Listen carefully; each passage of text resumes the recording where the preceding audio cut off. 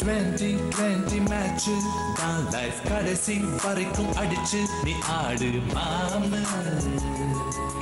என் மாம வாழ்க்கை சொன்ன பேச்சை நீ கேட்டு எல்லாம் உனக்கு ஆகும் போதும் அது போதும்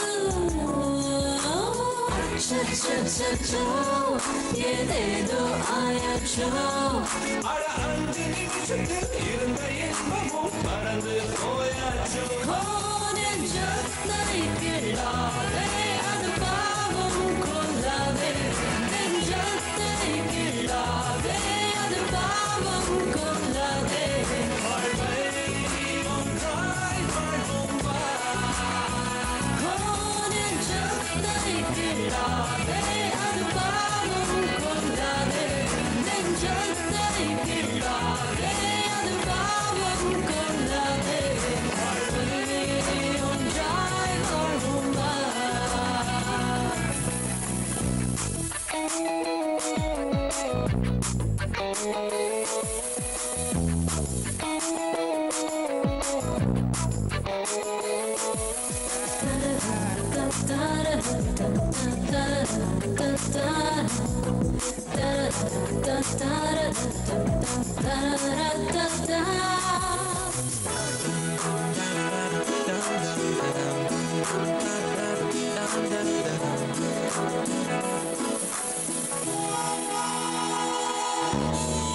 மணலில் ஹவுஸ் கட்டினால் கடல் நீர் தான் இருக்குதா ஆன போதிலும் வீடு கட்டு நீ தினமும் ஒரு கிராமதான் டென்ஷன் தலைக்கேறுதா தன்னன் தனிமையில் கட்டி பாரணி ஓ இன்பம் கூடவே துன்பம் ஒட்டிக்கும் ரெண்டும் பியூட்டிஃபுல் காம்போ இன்பம் பாதிதான் துன்பம் பாதிதான் It's a wonderful rainbow கொஞ்சம் நீயும் யோசிச்சு பாரு உனக்கில்லை பேஜாரு நெஞ்சத்தை கிள்ளாதே அது பாவம் கொள்ளாதே நெஞ்சத்தை கிள்ளாதே அது பாவம் கொள்ளாதே வாழ்வை ஒன்றாய் வாழ்வோம் வா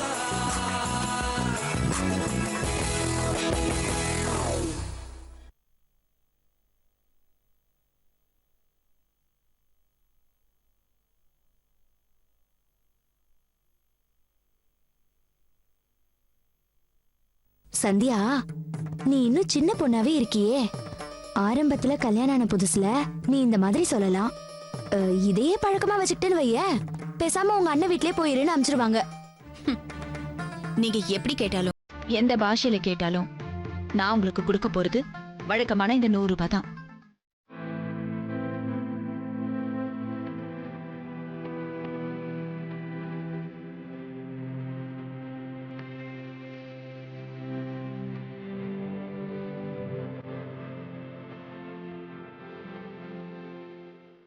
குட் மார்னிங்.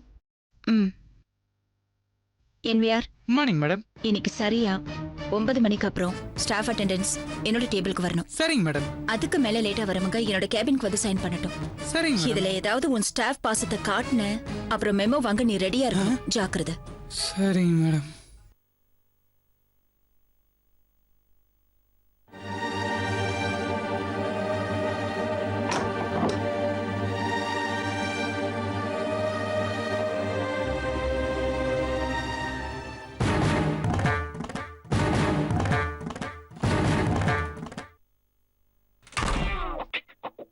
ஏய்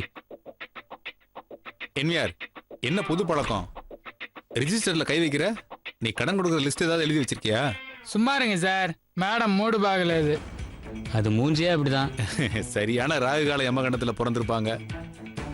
ஏய், இப்பதானே சொன்னோம், எதுக்கு எடுத்துட்டு போற? சார் சும்மா இருங்க சார், சும்மா 9 நீங்களும் ராகுகால கேஸ் தான் போல. இந்த பாருங்க மேடம் ஸ்ட்ரிக்டா ஒரு ஆர்டர் போட்டிருக்காங்க. மணி 9 ஆச்சுன்னா ரிஜிஸ்டர் அவங்க டேபிள்ல இருக்கணுமா.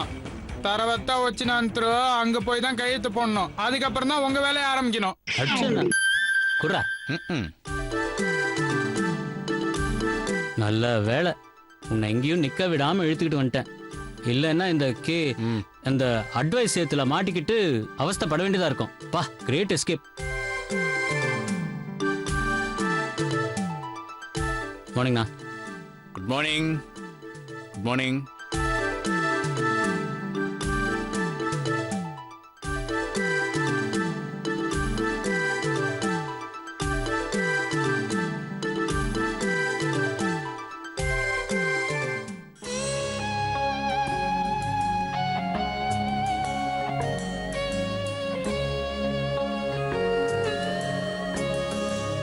என்ன ஸ்வீட்டா?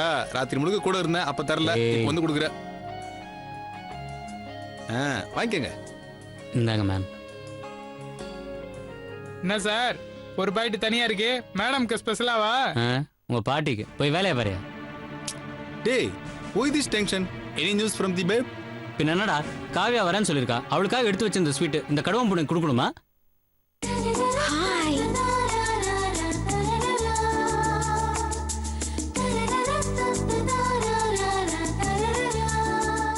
என்ன பேங்க் இவ்வளவு பளிச்சுன்னு பிரகாசமா இருக்கு? இது வரைக்கும் டல்லா தான் இருந்துச்சு. அதான் நீங்க வந்துட்டீங்களே, பளபளன்னு ஆயிடுச்சு. இந்த வாஷிங் டிட்டர்ஜென்ட் அட்வர்டைஸ்மெண்ட் மாதிரி உங்க வாக் சூப்பருங்க. நான் வேணா இன்னொரு தடவை கேட் வாக் பண்ணிட்டு வரேன். ஐயோ வேணாங்க, இந்த வாக்கே ரொம்ப நாள் தாங்கும். இன்னொரு வாக்கா? வேண்டாம் வேண்டாம். இந்த சுடிதார் டிசைன் உங்களுக்கு பெர்ஃபெக்ட்டா இருக்கு. ஏதாவது விசேஷமா? நத்திங். உங்களை பார்க்க வந்ததுதான் விசேஷம்.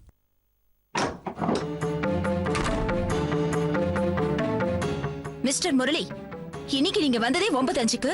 ஒர்க்ல உட்காருவீங்கன்னு பார்த்தா ஒவ்வொருத்தர்கிட்டயும் போய் ஏதோ தீபாவளி ஸ்வீட்ஸ் தர மாதிரி டிஸ்ட்ரிபியூட் பண்ணிட்டு இருக்கீங்க. என்ன, ஏதாவது பார்ட் டைம் பிசினஸ் ஆரம்பிச்சிருக்கீங்களா? நான் ஏற்கனவே சொல்லிருக்கேன், உங்க பர்சனல் பிசினஸ் எல்லாம் ஆபீஸ் ஹவர்ஸ்க்கு அப்புறமா வச்சுக்கங்கன்னு. ஒரு வாட்டி சொல்லலாம், அடிக்கடி சொல்லணும்னா I can't tolerate all this. Madam, நீங்க தப்பா புரிஞ்சுக்கிட்டீங்க. நேத்து முரளி வீட்ல மறுவீட்டு ஃபங்க்ஷன் நடந்தது. அந்த ஃபங்க்ஷனுக்கு பண்ண ஸ்வீட்ஸ், ஸ்நாக்ஸ் எல்லாம் ஃப்ரெண்ட்ஸ், ரிலேட்டிவ்ஸ்க்கெல்லாம் கொடுக்கறது ஒரு சடங்கு. Afternoon head office meeting Murali போறதுனால தான் கையாலேயே எல்லாருக்கும் கொடுக்கணும்னு ஆசைப்பட்டான். இன்ஃபேக்ட் ஃபர்ஸ்ட் உங்களுக்கு தான் கொடுக்கணும்னு நானும் முரளியும் வந்தோம். யாருக்கிட்டயோ போன்ல பேசிட்டு இருந்தீங்க. சரி முரளி, கடைசில இருந்து ஆரம்பிக்கலான்னு நான் தான் ஐடியா கொடுத்தேன். என்னடா முரளி பாத்துட்டு இருக்க? இந்த ஸ்வீட் பாக்ஸ் ஸ்பெஷலி மேடம் தானே கொண்டு வந்த. குர்ரா. இந்தாங்க மேடம்.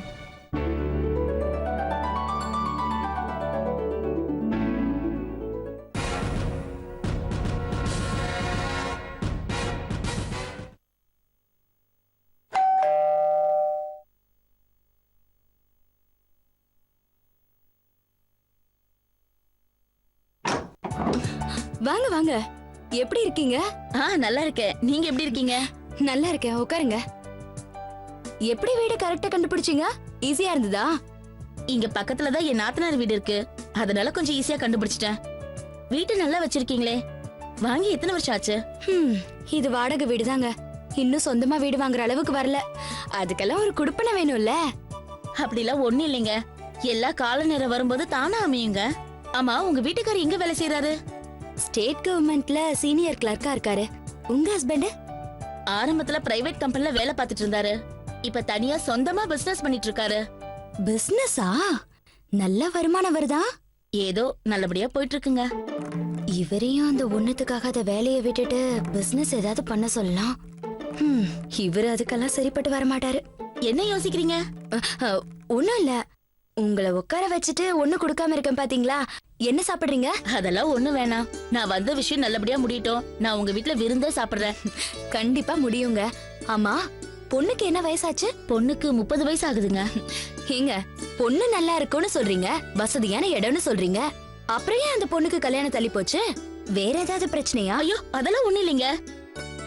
ஜாதகத்துல பொண்ணுக்கு குழந்தை பிறக்கிறதுக்கு லேட் ஆகுமா, அதனாலதான் வந்த வரலாம் தள்ளி போயிடுச்சு. மத்ததெல்லாம் பொண்ணோட அப்பா அம்மாவுக்கு பிடிக்கல. மாப்பிள்ளை வசதி கூட குறைச்சலா இருந்தாலும் நல்லா படிச்சு கௌரவமான உத்தியோகத்துல இருக்கணும்னு ஆசைப்படுறாங்க. வாஸ்தவம் தானே? அப்புறம் குடும்பம் நடத்துறதுக்கு கஷ்டமா போயிடும்ல. அதனாலதான் உங்க குடும்பத்தை பத்தி விசாரிச்சேன். பொண்ணுக்கு 75 சவரன் நகை போட்டு நல்லா கிராண்டா கல்யாணம் பண்ணுவாங்க. மாப்பிள்ளை ஆபீஸ் போயிட்டு வரதுக்கு கார் வாங்கி தருவாங்க. கிட்டத்தட்ட சொத்து மதிப்பு 4.5 கோடி ரூபாய் தேரும்.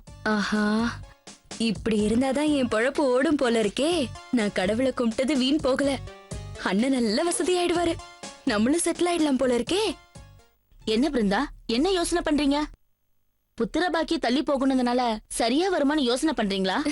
இல்ல இல்ல, அண்ணனோட ஜாதகத்தை நான் பாத்திருக்கேன். ரொம்ப பவர்ஃபுல் ஜாதகம். உங்க பொண்ணோட குறையெல்லாம் ஒண்ணும் இல்லாம பண்ணிடும். பொண்ணோட ஜாதகத்தை எடுத்துட்டு வந்திருக்கேன், நீங்களும் பொருத்தம் பாருங்க. அப்புறம் ஒரு நல்ல நாளா பார்த்து சொல்லுங்க, பொண்ணு பார்க்க ஏற்பாடு பண்றேன். உங்க அண்ணனோட ஜாதகத்தை வாங்கி கொடுங்க, நாங்களும் பாக்குறோம். அப்ப நான் கிளம்புறேங்க. எவ்வளவு சீக்கிரம் முடியுமோ அவ்வளவு சீக்கிரம் நல்ல தகவலா சொல்லுங்க. நீங்க நினைச்சீங்கன்னா கண்டிப்பா முடியுங்க. அண்ணனுக்கும் வயசாகிட்டே போகுதுல்ல, நல்ல இடமா வரும்போது முடிச்சிட்டீங்கன்னா உங்களுக்கு தான் நல்ல பேர் கிடைக்கும். நீங்க ஒண்ணும் கவலைப்படாதீங்க. நாங்க 3 தங்கச்சிங்க இருந்தாலும் என் பேச்சுக்கு தான் அண்ணன் மதிப்பு கொடுப்பாரு. என் பேச்சு தட்டவே மாட்டாரு. நான் எது பண்ணாலும் அவர் நல்லதுக்காக தான் பண்ணுவேன்னு சந்தோஷப்படுவாரு. இன்னும் 2 நாள்ல நான் உங்களுக்கு ஃபோன் பண்றேன். என்ன நல்ல விஷயத்த பேச வந்துட்டு எதுவும் சாப்பிடாம போறீங்க, அதான் கஷ்டமா இருக்கு. ஐயோ அதெல்லாம் ஒண்ணும் இல்லைங்க, அடுத்த தடவை வரும்போது நானே கேட்டு சாப்பிடுறேன். நான் கிளம்புறேன். சரிங்க.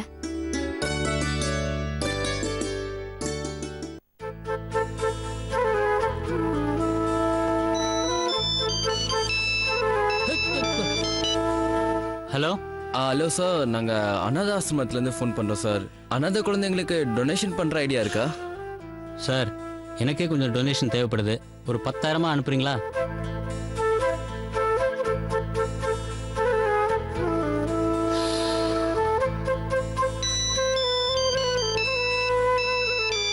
ஹலோ சார், நீங்க கார் நம்பர் 2242 தானே வச்சிருக்கீங்க?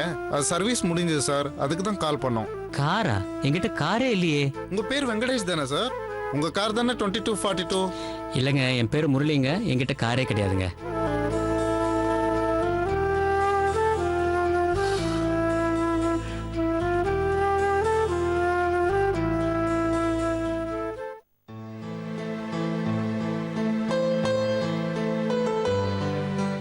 என்ன முரளி, ஏதாவது ப்ராப்ளமா?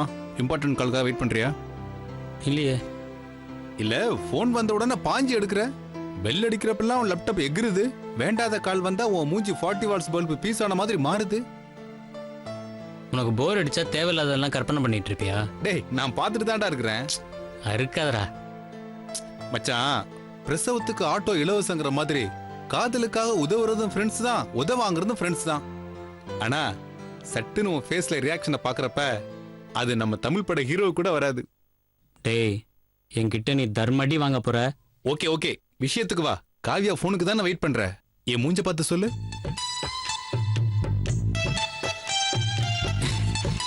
எனர்ஜி ட்ரிங்க் 4 அட் அ டைம்ல குடிச்சா கூட வராது எனர்ஜி உன் முகத்துல தெரியுது. மீட் பண்ற பிளான் ஏதாவது இருக்கா? ஃபோன் பண்றேன்னு சொன்னா. ஏண்டா, ஃபோன் பண்றேன்னு சொன்னா அந்த காலம் மாதிரி லேண்ட்லைனை நம்பி இருக்க?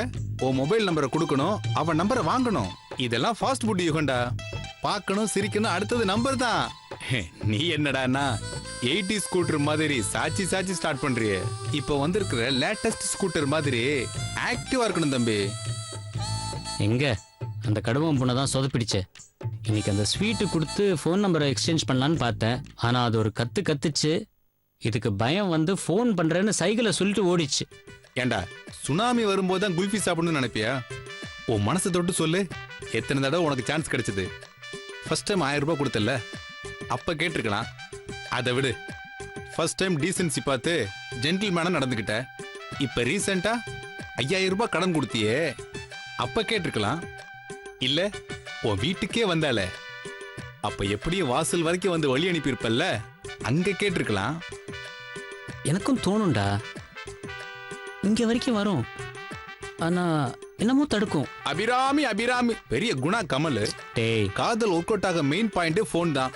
சாப்பிட்டியா, தூங்குனியா, பிரஷ் பண்ணியா, take care, thinking of you, missing your smile, இப்படி ஃபீலிங்கா முக்கிய எஸ்எம்எஸ் அனுப்புறது, ராத்திரியில கொட்ட கொட்ட முழிச்சிருந்து கடலை போடுறது, அவ வாய்ஸே மியூசிக்னு நிமிஷத்துக்கு ஒரு எஸ் சொல்றது, இதெல்லாம் அந்த கேவலமான மூஞ்ச பார்த்து சொல்ல முடியாது.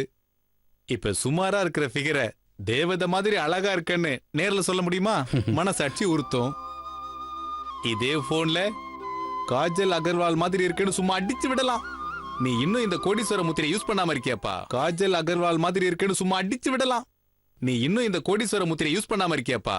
அப்ப காவியா நம்ம மொக்க ஃபிகரா? சேச்சா, நான் அப்படி சொல்லலடா. லவ்ல விழுந்தவனுக்கு அவன் ஃபிகர் சூப்பர் ஃபிகர்ரா. டேய், சரி சரி, பேக் எடுத்து வா, போலாம். ஆபீஸ மூடிட போறாங்க. வாட்ச்மேன் வேற தண்ணி வண்டி, அப்புறம் ஏதாவது சிக்கலா இட போகுது. வா போலாம். அப்படியே ஒரு டீயும் வடையும் சாப்பிட்டு தெம்பா பேசலாம். வா போலாம். வா, சீக்கிரம் வா. வா.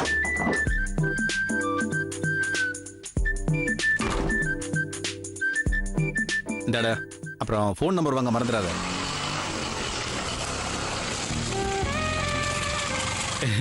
பரவாயில்லடா, உன் நல்ல மனசுக்கு சொதப்புனாலும் ஒர்க் அவுட் ஆகுது. நம்ம பைக்ல போ, கூப்பிட்டு போய் ஐஸ்கிரீம் பாருக்கு, காஃபி ஷாப்லாம் கூப்பிட்டு போய் சும்மா கலக்கு. சாப்பிட்டுட்டு இருக்கும் போதே உன் காதல சொல்லிடு. அப்புறம் இந்த தொண்டை வரைக்கும் வருது, தடுக்குது அப்படிலாம் இங்க வந்து சொல்லாத. அப்படி வரலன்னா விரல வாய்க்குள்ள விட்டு வாந்தி எடுத்தாவது சொல்லிடு. போ. ஓகேடா, தேங்க்ஸ்டா. ஹே, தேங்க்ஸ் மட்டும் பத்தாது, டேங்க ஃபில் பண்ணிடு, புரியுதா? ம், சரிடா.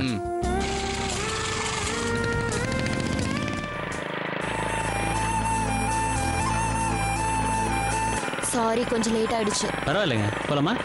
இருங்க. போலாமான்னு கேட்ட உடனே சரின்னுட்டீங்க, எங்கேன்னு கூட கேட்கலையே. நீங்க கூப்பிட்டா இந்த உலகத்தோட மறுபக்கத்துக்கே வருவேன். சரி, ரிவர்வியூ மிரரை பார்த்தது போதும், வண்டி எடுங்க.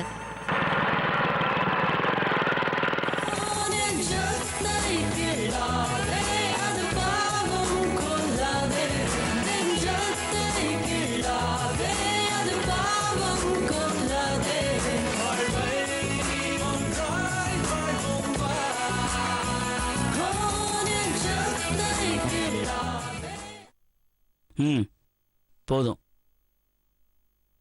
காலையில காலேஜ் கிளம்பும்போது காவியா ஏதாவது சொல்லிட்டு போனால உங்ககிட்ட? எதை பத்திங்க?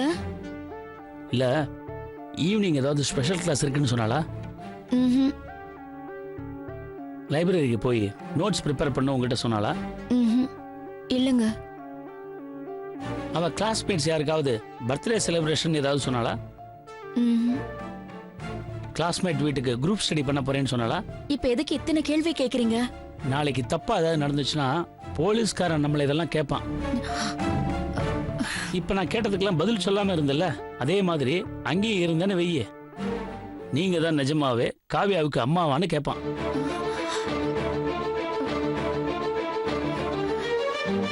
நீ மட்டும் இல்ல, இன்னைக்கு நாட்டுல பல பேரண்ட்ஸ் இப்படிதான் இருக்காங்க. பசங்களை காலேஜுக்கு அனுப்பிட்டா நம்ம கடமை முடிஞ்சிருச்சுன்னு நினைக்கிறாங்க.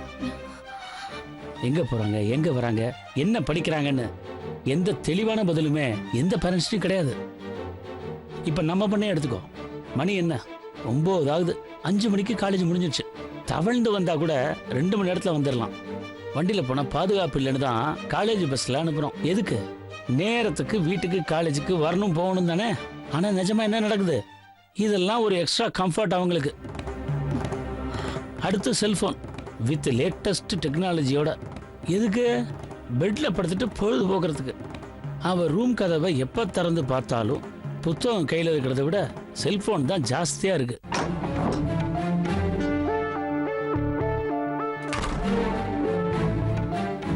ஏய், கை கழுவிட்டு வாடி சாப்பிடலாம். நான் ஃப்ரெண்டோட சாப்பிட்டேமா. எந்த ஃப்ரெண்டோடன்னு கேளு. எந்த ஃப்ரெண்டோட சாப்பிட்ட? அதான் என் ஃப்ரெண்டோட சாப்பிட்டேன்னு சொல்றேன்ல. அப்புறம் என்ன? எந்த ஃப்ரெண்டோட சாப்பிட்ட, என்ன சாப்பிட்டேன்னு விசாரணை.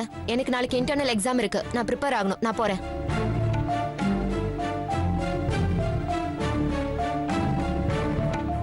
பார்த்தல்ல, அவ சரியில்லை. அவ சரியில்லை. மனசுல போய் சொல்றங்கிற குற்ற உணர்ச்சி இருக்கிறதுனால என்ன நேருக்கு நேரு பார்க்காம ஏதோ சாக்கு போக்கு சொல்லிட்டு போறா. தோளுக்கு மேல வளர்ந்த பொண்ணாச்சேன்னு பாக்குறேன்.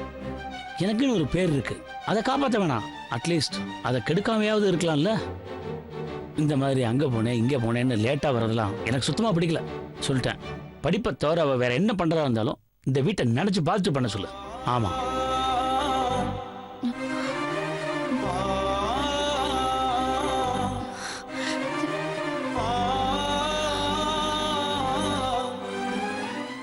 வாழைப்பழம் இதோ வரையா.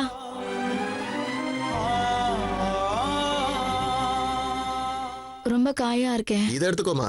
இது 65 ரூபா. சரி கொடு. இங்கே இரு, பணம் எடுத்துட்டு வரேன். என்ன சில்லறையா கொடுங்கம்மா. சரி.